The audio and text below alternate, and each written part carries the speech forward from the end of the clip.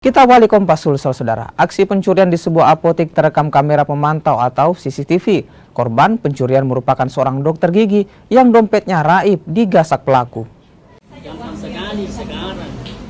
Rekaman kamera pemantau atau CCTV memperlihatkan seorang pria mencuri dompet di sebuah apotek di Jalan Yosudarso, Kota Makassar.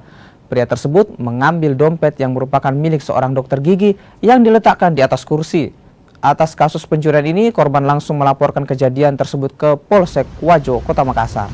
Pertama, saya pergi belanja obat di apotek berkat Rezeki Farma. Setelah itu, saya lupa taruh tasku di kursi tunggu apotek.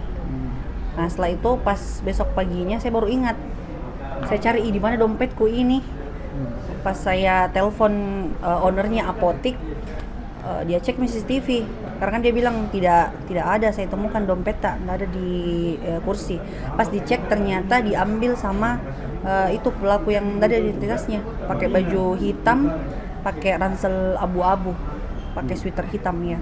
Jadi setelah menerima informasi, kemudian kami bersama tim ke TKP melakukan klarifikasi dengan pemilik apotek bahwasanya pencurian terjadi pada hari Minggu pukul 8 malam dan kehilangan sebuah dompet.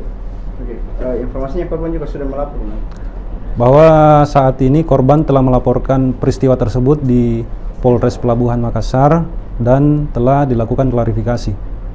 Kalau untuk kerugian korban sendiri, kerugian korban berdasarkan keterangan korban kehilangan uang tunai 500.000, kemudian surat-surat penting berupa KTP dan ATM.